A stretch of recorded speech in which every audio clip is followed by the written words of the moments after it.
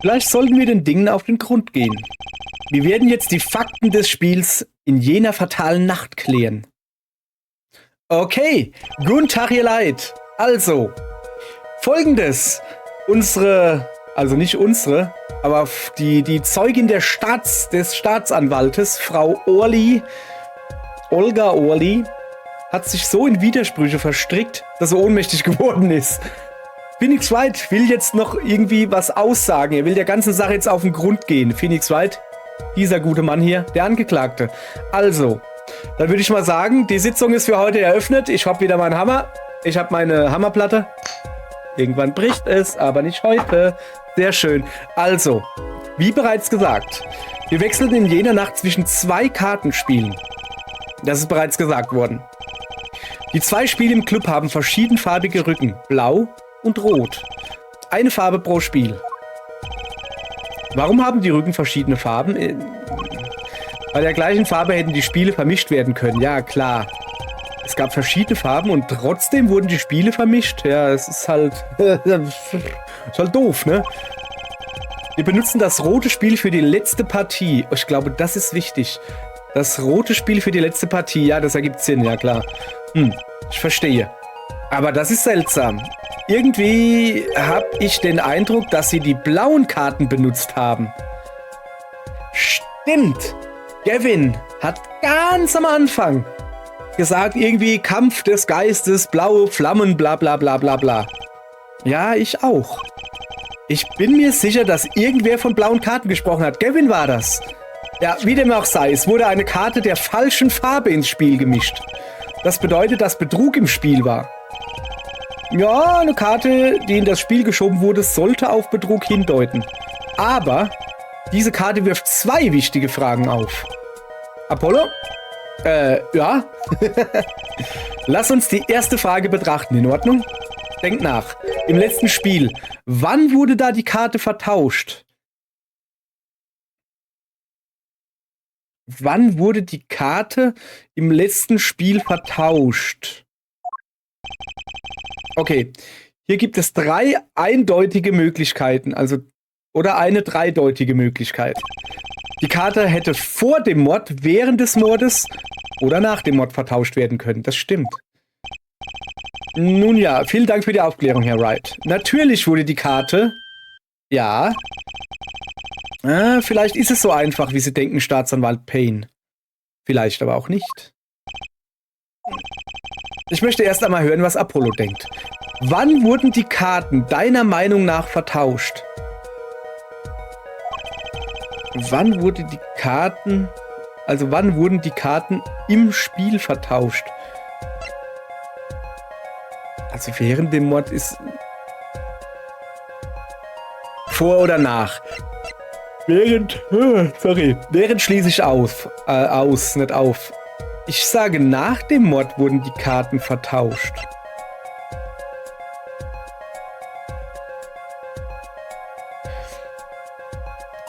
Moment, heißt das, die haben wirklich die ganze Zeit mit den blauen Karten gespielt? Ich meine... Gerichtsakte. Komm mal her. Zeig mal kurz her. Da ist nichts zu sehen. Da ist auch wenig zu sehen.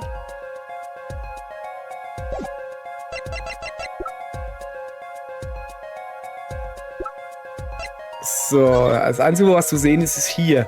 Also Karten. Ja, da. Guck mal. Natürlich sind das blaue Karten. Da steht sogar ein blaues Kartendeck da. Mann, wieso ist mir das die ganze Zeit nicht aufgefallen?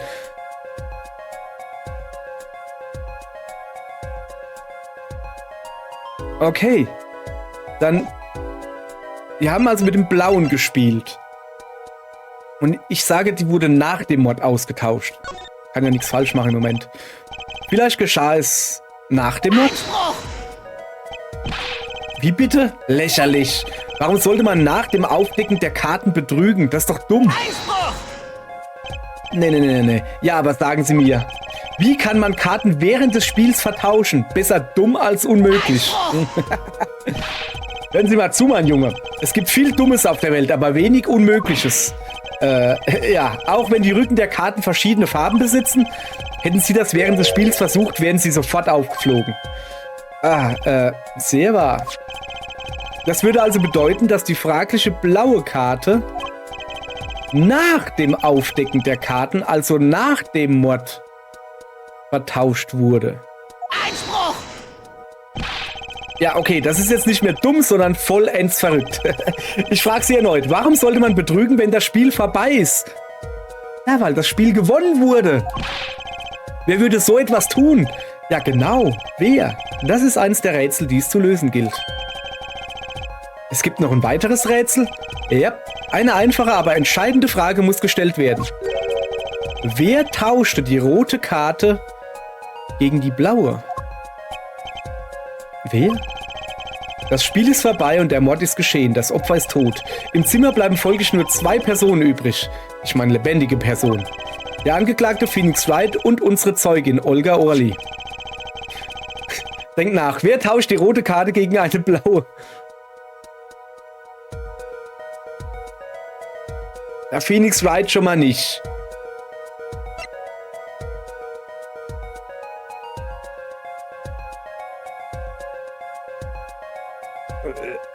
Ja, eigentlich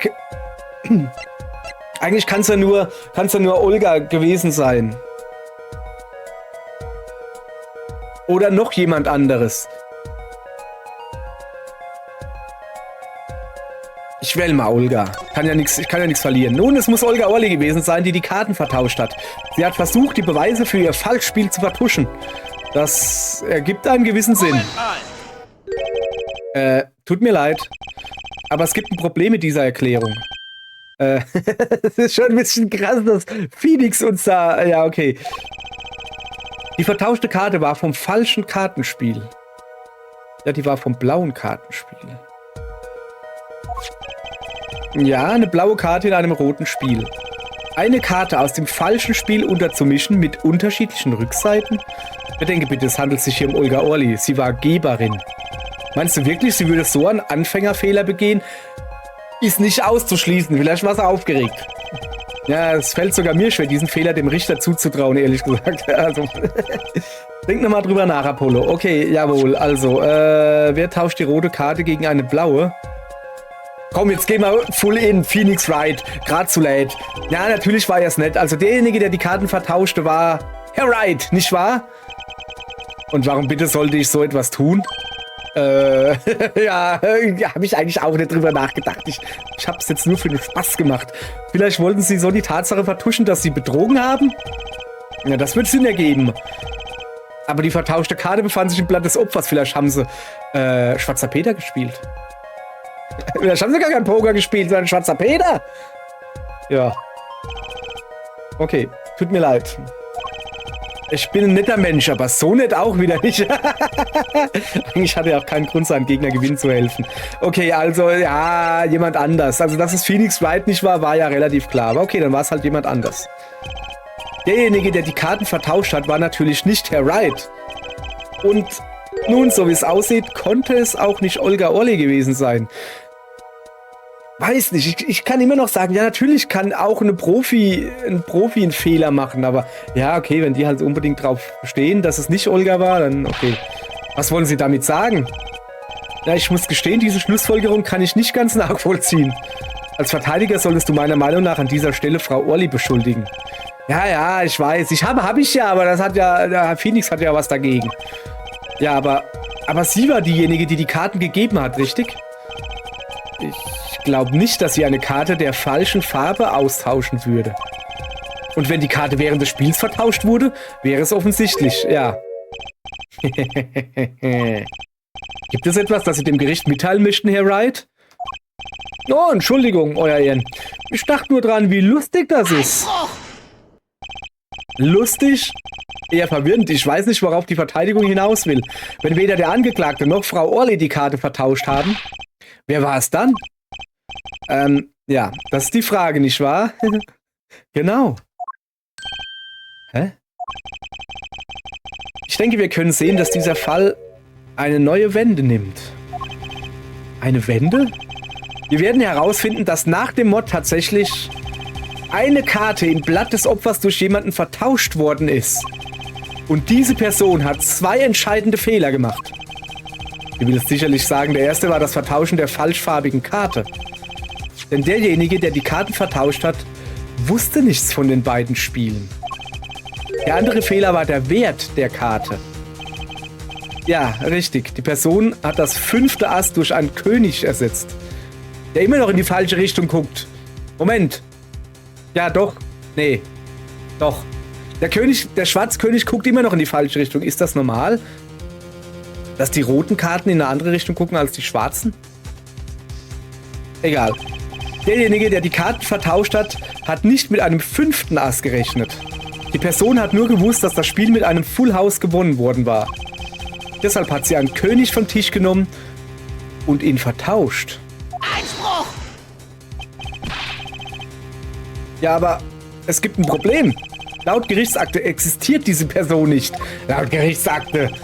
Ja, bis jetzt nicht, aber es besteht die Wahrscheinlichkeit einer 4. Person. Obwohl dies mehr als nur eine Wahrscheinlichkeit ist. In jener Nacht war noch eine andere Person am Tatort.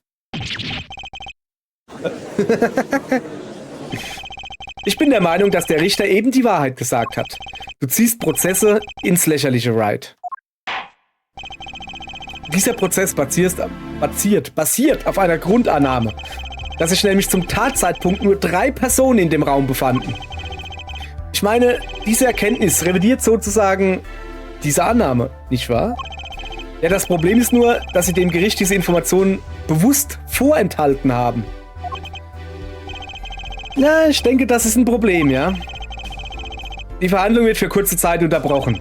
Herr Gavin, kommen Sie während dieser kurzen Unterbrechung bitte in mein Büro. Gewiss, Euer Ehren. Na schön, die Verhandlung wird in 20 Minuten fortgesetzt. Okay, mal ein bisschen durchatmen hier. Das ist ja hier, alter Falter, hey. Okay, 20. April, 11:52 Uhr, Bezirksgericht, Angeklagenzimmer Nummer 3. Ja, das kam etwas unerwartet, right? Plötzlich aus dem Nichts zu behaupten, eine weitere Person hätte sich am Tatort befunden. Ich muss schon fragen, entspricht das der Wahrheit? Nun, solltest du die Antwort nicht kennen? Mo, beschuldigt er gerade Gavin? Er hat schon öfters so Andeutungen gemacht. Mal wieder in Rätsellaune? Bedauerlicherweise bleibt mir keine Zeit für Rätsel. Ich bitte dich nur darum, die Verteidigung zukünftig deiner Verteidigung zu überlassen. Guter Punkt. Ansonsten kann ich nicht für den Ausgang garantieren. Ja, ich merke, du bist kein bisschen lockerer geworden, Christoph. Justice. Ja? Mach ohne mich weiter. Der Richter hat mich in sein Büro gerufen. Okay. Du hast dich gut geschlagen, Apollo. Ich Sie etwas fragen? Ja, sicher.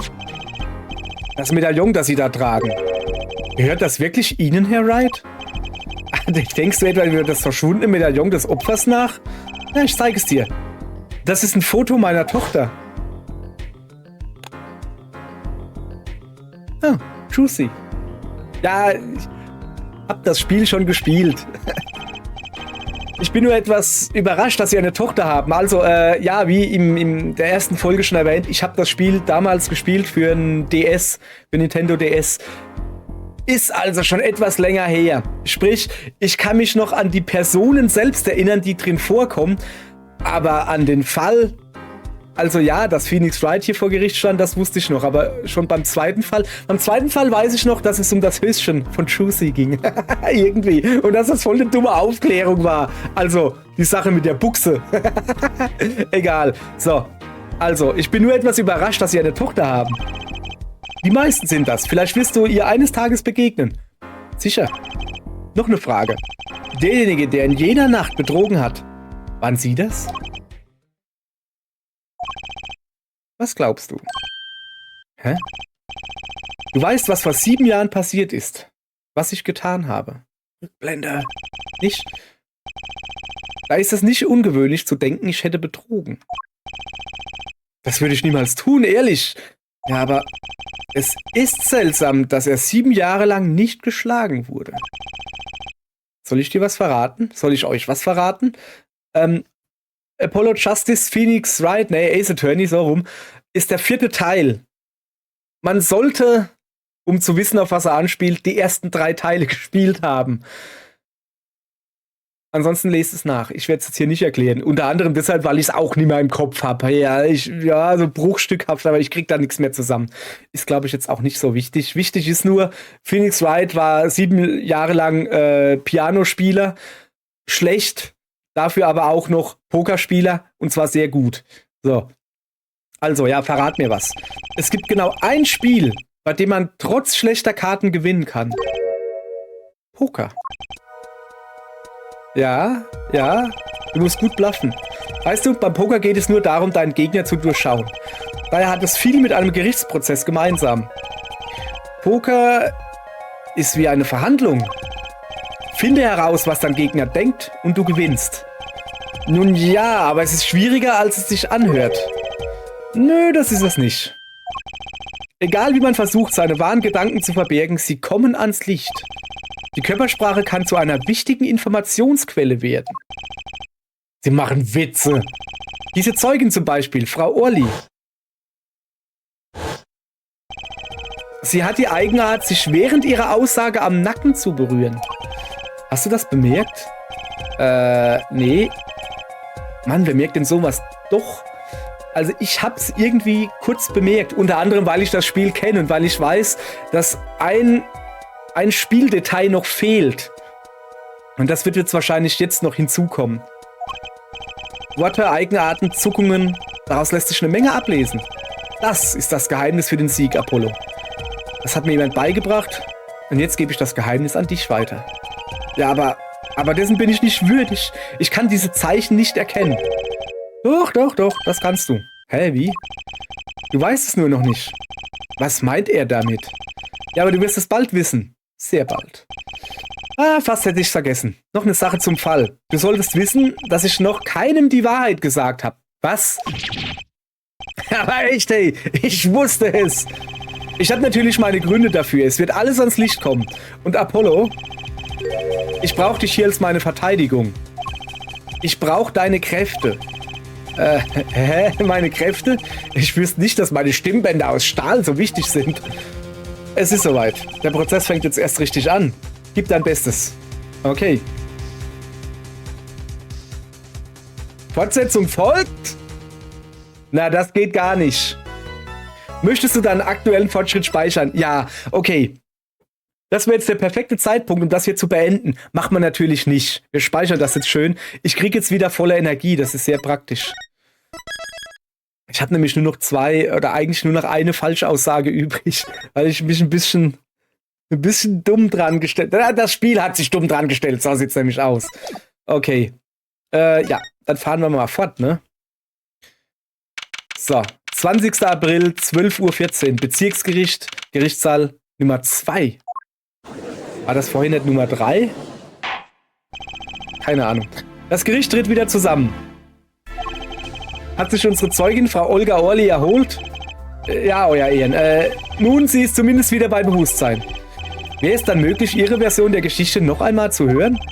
Nun, sie ist ziemlich erschöpft, verstehen Sie? Sie sehen selbst ein wenig erschöpft aus, Herr Payne. Leider ist Erschöpfung kein Grund für die Verweigerung einer Aussage oder Anklage. Die Verteidigung würde Frau Orli gerne in den Zeugenstand rufen. Na schön, die Zeugin bitte in den Zeugenstand. Würden Sie bitte Ihren Namen und Beruf wiederholen? Oh, die hat Angst. Sie geben es besser zu, eine lausige Lügnerin und eine noch lausigere Verliererin zu sein. Niet, nein. Beschlag? Ich bin Olga Orli. Das ist die Wahrheit. Ich bin eine professionelle Kartengeberin. Moment, hat sie jetzt noch einen russischen Akzent oder nicht? Ich gehe jetzt davon aus, dass er jetzt hier sich entkleidet, also die Verkleidung abgelegt hat, dass er jetzt nimmer mit russischem Akzent redet. Man nennt mich Olga Flinkfinger Orli. Ach, wirklich? Wollen Sie noch was wissen? Ich komme nicht aus Russland. Und meinen Nachnamen spricht man Orli. Ach, mach Sachen. Habe ich doch die ganze Zeit gemacht. Orli. So wie die Eule. Orli? Das ist die Wahrheit. Ich hoffe, jetzt sind Sie zufrieden. Okay. Zeugin, sagen Sie dem Gericht auf der Stelle, was Sie in der Nacht vorhatten. Na gut, ich rede. Wir hatten einen Plan, verstanden? Ich erinnere Sie daran, dass Sie unter Eid stehen. Noch so ein Lügengespinst und es gibt ernsthafte Konsequenzen. Na gut. Okay, sie redet also nicht mit russischem Akzent. Haha. Ich sagte ja, ich bin Profi. Dieser Typ Smith hat mich deswegen engagiert. Ich war bereits einige Tage vor jener Nacht im Borschtspot vor Ort. Als Bedienung. Sie steckt mit dem Opfer also unter einer Decke. Er braucht mich gar nicht. Smith ist in gewissen Kreisen als Pokerspieler berüchtigt. Aber es ging in diesem Spiel nicht nur ums Gewinnen. Es ging darum, eine Legende zu vernichten. Den unschlagbaren Phoenix Wright. Der Plan war einfach. Richtig elegant. Wir haben ihm eine Art Falle gestellt. Ich musste Herrn Wright vorher lediglich eine Karte in seine Tasche schmuggeln und dann die restlichen Karten während des Spiels ausgeben. Nach der Partie wollte Smith Herrn Wright beschuldigen und durchsuchen. Dann hätte er die versteckte Karte entdeckt und die Falle wäre zugeschnappt. Sie haben die Karten vertauscht, hätte er dann gesagt, der Herr Smith. Als Betrüger entlarvt und auch noch verloren. Was für ein großartiger Doppelerfolg. Das hätte das Ende einer Legende bedeutet. In der Tat. An Betrügen erwischt zu werden, hätte seine früheren Erfolge in Frage gestellt. Legendäre 7 Jahre, vernichtet von einer kleinen Karte. Das war der Plan. War ja das, Orly? Wie putzig. Aber Sie scheinen einen großen Fehler gemacht zu haben. Ein Fehler? Ja, die Falle war elegant. Aber was ist aus der falschen Karte geworden? Ey, stimmt. Er hat Glück, so viel steht fest. Aber das braucht man, um einer Falle von Olga Flinkfinger Orly zu entkommen. Ach, wirklich? Die Zeugin wäre weitaus süßer ohne diesen bösartigen Verschwörungstick. Süß? Wer will schon süß sein? Ich bin nicht süß, sondern böse. Hören Sie, böse. Wenn Sie sich wieder beruhigt haben, können Sie dann bitte vor Gericht aussagen. Berichten Sie uns von dieser Falle und wie sie zuschnappte. So, ich bin gespannt. Zeugenaussage. Die besten Fallen. In dieser Nacht brachte ich die Karte wie geplant ins Spiel. Und Wright verlor mit seinem letzten Blatt wie geplant. Dann durchsuchte Smith ihn. Aber die Karte war futsch. Die Falle hatte versagt. Dann griff sich Wright auf einmal die Flasche und schlug zu. Ich habe Smith nicht ermordet. Dieser nichtsnutzige Betrüger von einem Angeklagten war's. Überraschend ehrlich, diese Aussage. Sie bringt aber kein Licht ins Dunkel. Die Falle war einfach perfekt. Hätte dieser lausige Betrüger nicht alles vermasselt, ja, hätte dieser lausige Betrüger nicht betrogen bei deinem Betrug. Ach, und was sind Sie? Nun, die Aussage gehört Ihnen, Herr Justice, wenn Sie damit was anfangen können. Ja, bei solchen Zeugen braucht man keine Verbrecher mehr. Und bei Angeklagten wie Herrn Wright braucht man keine Staatsanwälte mehr. Aber echt, hey. Okay. Legen wir los. Also wie immer, jede Aussage angreifen erstmal. Oder nachhaken. In dieser Nacht brachte ich die Karte wie geplant ins Spiel. Moment mal! Diese falsche Karte. Was war das für eine Karte? Die Trumpfkarte. Herz 5. Herz 5? Wieso ausge... Achso, es ging einfach nur generell um irgendeine Karte. Es war kackegal, ob es ein Ass, eine 7 oder ein König war. Herz 5.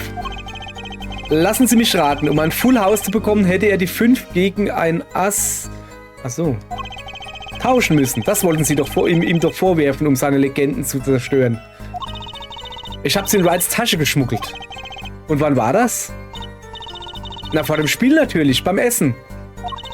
Im Borscht... Mann, ey. Im Borschtpott servieren wir Borscht und Lutscher. Erinnern Sie mich daran, nie dort vorbeizuschauen. Der große Auftritt der Karte sollte während des Spiels kommen. Wie ein guter Borscht muss auch ein guter Plan einige Zeit köcheln. Und Wright verlor mit seinem letzten Blatt wie geplant. Dann durchsuchte Smith ihn. Moment mal. Es lief also alles nach Plan? Genau. Das 5. Ass kam und so lief der Austausch problemlos über die Bühne. Und wäre die zusätzliche Karte in seiner Tasche gefunden worden, wäre Wright für immer als Betrüger und Schwindler gebrandmarkt gewesen. Es gibt sicherlich schlimmere Dinge, für die man berüchtigt sein kann. Ja, sagen Sie uns, wie das mit der Durchsuchung war. Aber die Karte war futsch, die Falle hatte versagt. Moment mal! Nachfragen. Die Karte war verschwunden? Ja, meine Trumpfkarte, die Herz 5. Weg, spurlos, puff, zipp. Puff, zipp. Wir haben alles auf den Kopf gestellt. Selbst seinen süßen kleinen Hut haben wir umgekrempelt. Das ist kein Hut, das ist eine Mütze. Aber die Karte war nirgends zu finden, richtig? Noch nie in ihrer langen, legendären Karriere. Noch nie wurde Flinkfinger Orly derartig übertölpelt. Tja. Da ist wohl der Meisterübertölpler von einem Kaiserübertölpler übertölpert worden oder so irgendwie. Ja, so ist das. Und was war denn mit der Herz 5? Sehen Sie mich nicht so an. Fragen Sie diesen infamen Lügner von einem Angeklagten. Die Herz 5 wird also immer noch vermisst? Also, dann griff sich Wright auf einmal die Flasche und schlug zu. Moment mal! Nachhaken, mir fällt da gerade was auf. Moment, ist das nicht etwas seltsam? Was ist seltsam? Na, Sie haben Herrn Wright gründlich durchsucht und nichts gefunden. Er hat also nicht betrogen. Demnach hat er keinen Grund, das Opfer zu erschlagen. Das stimmt. Ja, nun... Was war das? Was war das eben? Ich habe was gespürt. Alles in Ordnung, Herr Justice? Ja, nichts, Euer Ehren. Was jetzt? Soll ich noch weiter nachhaken? Ja, natürlich haken wir noch nach. Frau Orly, Sie verbergen etwas. Was? Wovon reden Sie da? Ich Flinkfinger Orly? Etwas verbergen? Die Verteidigung wird haltlose Anschuldigungen sofort unterlassen. Ich habe eine Frage an die Zeugin. Sie sagen, Sie hätten gesehen, dass der Angeklagte das Opfer geschlagen hat. Stimmt das? Ja, natürlich stimmt das. Guck mal, die greift sich ja immer in den Nacken, ne? Also im Moment nicht direkt in, ja doch auch noch Nacken, Hinterkopf, Nacken, sowas. Das ist mir vorhin, ist mir's aufgefallen, schon bevor das Blub. Weil die ganze Zeit war sie da sehr selbstbewusst bestanden und hier zweifelt sie. Also hier steht sie definitiv nicht selbstbewusst. Ja, also, natürlich stimmt das. Ich hab's gesehen, ehrlich. Ich habe gesehen, wie Herr Wright zugeschlagen hat. Jesus. Mit meinen eigenen Augen. Was sind das für seltsame Schwingungen, die ich da empfange? Ich weiß nicht, vielleicht das WLAN der Kamera. Zum Beispiel die Zeugung. Entschuldigung. Zum Beispiel die Zeugin, Frau Orly. Sie hat die Eigenart, sich während ihrer Aussage am Nacken zu berühren. Hat er ja gesagt, genau. Hast du das bemerkt? Hab ich. Am Nacken berühren, oder? Ja, schöner Effekt. So ein Vertigo-Effekt, so irgendwie. Was ist jetzt los? Hä? Wow, was ist nur los? Diese Wahrnehmung. Sie wird so deutlich.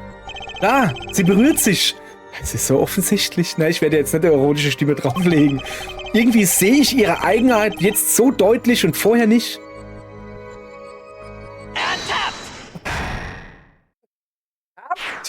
Ich bin gespannt. Frau Orly, vielleicht haben Sie es selbst noch nicht bemerkt. Was war es nicht bemerkt? Immer wenn Sie einen bestimmten Punkt Ihrer Aussage erreichen, wandert Ihre linke Hand in Ihren Nacken. Meinen Nacken? Ja. Na und? Sie hat recht, Justice. Ich habe nichts dergleichen bemerkt. Wenn sie diesen Teil ihrer Aussage macht, scheint sie sich an etwas zu erinnern. Ihr Körper reagiert auf die Erinnerung und sie fasst sich an den Nacken. Da bin ich ganz sicher. Eine Erinnerung? Will sich jemand die Mühe machen und dieses Gefasel erklären? Jawohl, das ist höchst ungewöhnlich. Aber fragen wir doch die Verteidigung. Sie behaupten, die Zeugin erinnere sich an etwas. Vielleicht können Sie uns ja einen Beweis für diese Erinnerung zeigen. Ihre Eigenart ist, sich am Nacken zu kratzen, wenn sie über das Verbrechen redet. Denk nach. Was erinnert Sie am meisten an den Moment des Verbrechens? Frau Orli, Sie kratzen sich am Nacken, wenn Sie über das Verbrechen reden. Es passiert, sobald Sie an den Moment des Verbrechens denken müssen. Dafür muss es einen Grund geben. Ich glaube, die Waffe, die einen besonderen Eindruck hinterlassen hat, ist... Ja, aber sie hat doch nicht die Waffe auf den Hinterkopf gekriegt, oder? Ja, aber was soll... Komm, ich schmeiß das jetzt einfach rein. Ich habe ja wieder volle Leben. Zack. Ah, gut. War richtig.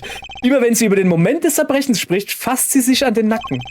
Und was erinnert uns mehr an diesen Moment als diese Flasche, die Mordwaffe? Aber irgendwas passt da nicht zusammen.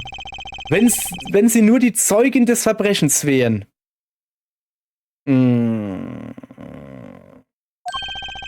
Warum sollten sie sich dann an den Nacken fassen? Als würde er wehtun. Genau das denke ich mir doch auch. Sie hat doch keins übergekriegt.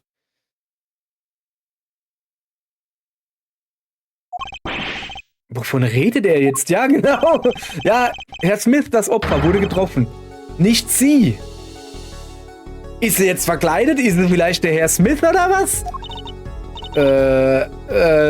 Einspruch! Dies ist ein Kreuzverhör, kein Kreuz- und Querverhör. Die Eigenarten der Zeugin, die sind hier völlig irrelevant. Justice, ich muss zugeben, ich bin selbst etwas verwirrt. Dies ist wahrlich ein einzigartiges Kreuzverhör. Ich erkläre das später. Vertrauen Sie mir. Wir haben Sie fast soweit. Genau. Frau Orli, ich bitte Sie um eine detaillierte Aussage über den Moment des Verbrechens. Nicht, ich nix darüber wissen. Also, ja, komm. Das bringt's jetzt, glaube ich, auch nicht mehr. Wir wissen bereits, dass Sie nicht aus Russland sind. Die Zeugin wird jetzt auf der Stelle aussagen. Ah, na gut. Er war es. Ich habe ihn nicht aus den Augen gelassen, bis die Polizei gekommen ist. Nachhaken. Moment mal! Sie sehen nervös aus. Stehen Sie mal hier oben. Na, Ihre Augen glänzen nicht. Kommt der Sache näher. Sagen Sie mir, wie hat sich der Angeklagte nach dem Verbrechen verhalten? Nun, er wirkte wie von der Last seiner Tage gelähmt. Er saß wie weggetreten am Tisch, bis die Polizei kam. Nee, das stimmt nicht. Er hat die Polizei gerufen. Äußerst faszinierend. Ich bin der Meinung, dass du keine weiteren Informationen aus der Zeugin herausbekommst. Was hältst du eigentlich von ihrer Aussage? Ich sage Ihnen, was ich davon halte. Ihre Aussage ist natürlich fehlerhaft. Phoenix Wright hat die Polizei gerufen und dafür musste er aus dem Raum gehen. Also, das ist die reinste Lüge. Sie widersprechen den Beweisen. Wie bitte? Genau. Nun, zeigen Sie uns diesen Beweis, Herr Justice. Den Beweis, der Ihrer Ansicht nach der Aussage widerspricht. Also, sie hat ihn nicht aus den Augen gelassen, bis die Polizei kam. Sie hat Phoenix Wright nicht aus den Augen gelassen, bis die Polizei kam. Ich weiß, dass es einen Beweis gibt, der Ihrer Aussage widerspricht. Telefon. Nimm das! Nimm das. Frau Orli, wir haben hier eine Aufnahme, die Ihrer Aussage eindeutig widerspricht. Wie Sie sehen können, wurde die Polizei durch den Anruf des Angeklagten alarmiert. Aha. Und wir wissen, dass der Angeklagte den Raum verließ, die Treppe hinaufging und vom Erdgeschoss des Borschtpots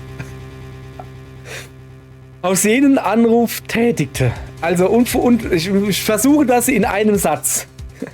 Und vom Erdgeschoss des Borschtpots aus jenen Anruf tätigte. Okay, war nicht schön vom Klangbild her, aber passt so. Argel. Nun, erklären Sie bitte, wie Sie den Angeklagten im Auge behalten haben, nachdem er das Zimmer verlassen hatte. Macht sie jetzt Selfies oder was? So.